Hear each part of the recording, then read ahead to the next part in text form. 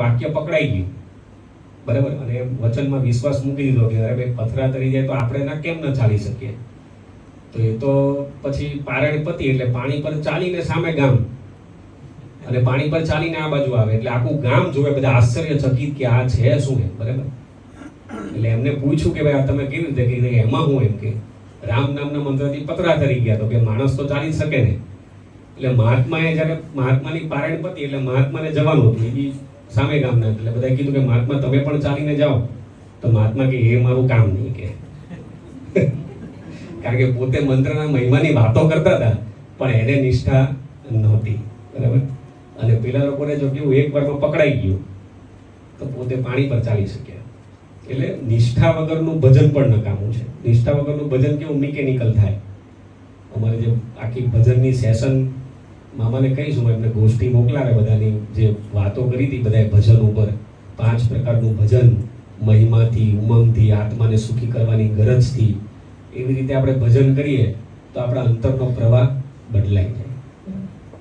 પ્રબોધ સ્વામીને જે ધરતી પર આવીને જે કાર્ય કરવું છે ને, એના યુગ કાર્યમાં નિમિત્ત બનવા માટે આપણે બીજો કોઈ માર્ગ જ નથી, બરાબર. ભજન કરવાનું, એનું બળ લેવાનું, સહેજે સહેજે, બાકી તો બધું સંકલ્પ બધું પોતે કરીને જ આવેલા છે. 5 વર્ષની અંદર સ્વામીજી કે આપણે પ્રબોધ સ્વામીને કોઈકે કીધું કે ભાઈ આટલું બધું તમે વિચરણ કરો છો, હમણાં આ તમારા પ્રદેશનો વિચરણના વિડીયો જોઈએ ને તો આપણી આંખમાંથી આંસુ આવી જાય. કેટલી બધી અદ્ભુત પીડા ભક્તિનું દર્શન કરાવે છે. પ્રબોધ સ્વામીજીની હાઈટ આપણે જોઈએ તો કેટલી નાની છે, છતાં પણ એને વાંકા વળીને જવું પડે એવા ઘરોની અંદર પણ એમણે પધરામણીઓ કરી, બરાબર. અને કેટલું સ્પીડમાં પોતે 72 વર્ષની ઉંમર છે અને કેટલું સ્પીડમાં પોતે ચાલે દોડે, કોઈનો સહારો ન લે.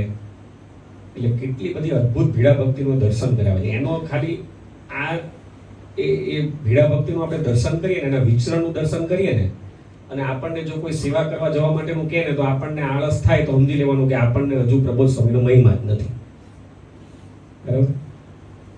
આપણને સંકલ્પ ઉઠે કે ભાઈ હવે કાલે જશું અથવા નથી જવું, હવે બહુ થઈ ગયું, એટલે સમજી લેવાનું કે આપણને પ્રબોધ સ્વામીનો મહિમા જ નથી. આપણા ગુરુ પ્રત્યે આપણી કોઈ દ્રષ્ટિ હજુ પહોંચી જ નથી. આપણે એનું દર્શન જ કરવાનું છે, બીજું કંઈ એને ઓળખવા માટે ખાલી એનું દર્શન જ કરવાનું છે, બરાબર. બીજું કંઈ કરવાનું નથી. બાકી તો એ સમર્થ છે જ, એમાં તો કોઈ સવાલ જ નથી. અમારા મંડળના એક યુવક છે, પોતે અત્યારે કેનેડા છે, વિરાટભાઈ ગોકુલભાઈ. પહેલા યુએસએ હતા. તો યુએસએ હતા ને તો ત્યાં પ્રબોધ સ્વામી સાથે છે ને એને એટલો બધો બાપ દીકરાનો સંબંધ છે. પ્રબોધ સ્વામીનું રમકડું છે એમ કહીએ તો આપણે ચાલે. એટલો પ્રબોધ સ્વામીને મેં હજુ સુધી બીજા કોઈ વ્યક્તિ સાથે એટલો બધો આનંદ કરતા મેં જોયા નથી, પણ એની સાથે પ્રબોધ સ્વામી એટલો બધો નિર્દોષ આનંદ કરે, એટલી બધી સરસ વાતો કરે એની સાથે. અને પેલો યુવક પણ એટલો બધો નિષ્કપટ, જે હોય ને તે બધું જ પ્રબોધ સ્વામીને ખુલ્લા દિલે કે આવો એનો બાપ દીકરાનો સંબંધ. એટલે યુએસએ પ્રબોધ સ્વામી પધારેલા કેલિફોર્નિયા, એટલે એમના ઘરે પ્રબોધ સ્વામી સ્પેશિયલ રોકાવા ગયેલા, બરાબર. એ 3 યુવકો રહેતા હતા. પ્રબોધ સ્વામી કે અમારે તારે ત્યાં આવવું છે, બરાબર.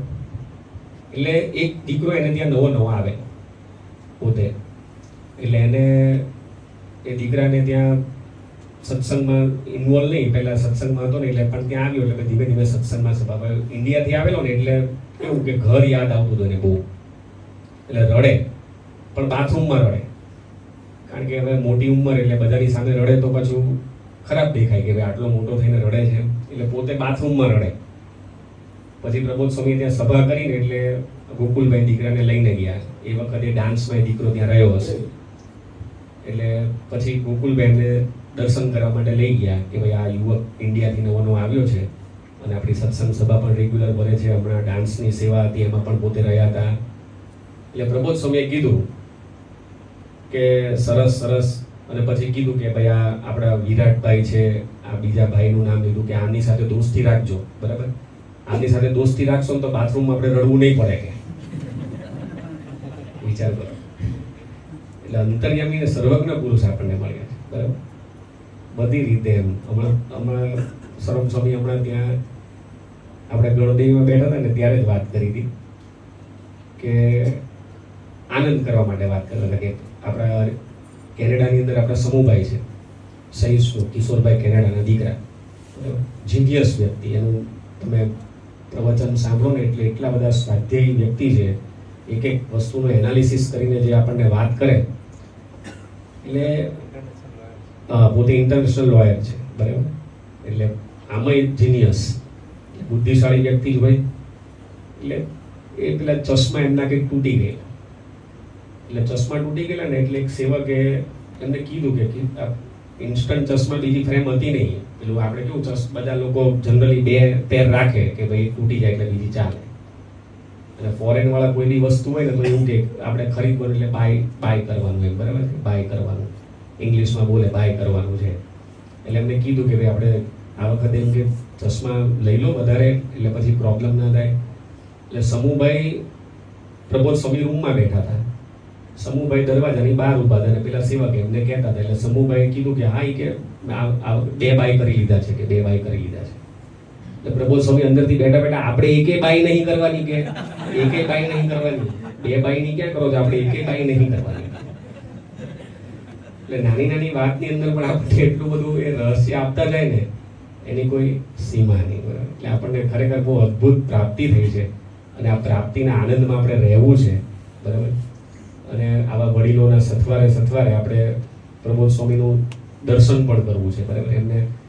એમનું ખાલી દર્શન જ કર્યા કરીએ ને સવારની પૂજાથી લઈ અને એના વિચરણનું, એની સ્મૃતિઓ અને બધું જે દર્શન કરીને એમાં જ આપણને એનું દાસત્વ સહજ દેખાય. આજે બી હમણાં જે ઇટારસીની અંદર ભૂમિ પૂજન કર્યું તો પોતે પેલા કેવા એક સામાન્ય પેલો ખેડૂત, બરાબર, ખોદકામ કરતો હોય એવું ત્રિકમ લઈને પોતે ખોદે છે, બરાબર. એકલા 72 વર્ષની ઉંમરે. આપણાથી તો 72 વર્ષની ઉંમર છે, ત્રિકમ પણ ઊભી નહીં થાય, બરાબર. અને એ તો આમ તમારે એમ લાગે કે હમણાં જ જાણે પેલો ખાડો ખોદીને બધું ચાલુ કરી દે કામ, એટલા ઉમંગથી. કારણ કે પ્રબોધ સ્વામીનો સંકલ્પ છે, એમણે કીધું કે દર વર્ષે 5 મૂર્તિ પ્રતિષ્ઠા કરવી છે. કેટલી? દર વર્ષે 5 મૂર્તિ પ્રતિષ્ઠા કરવી.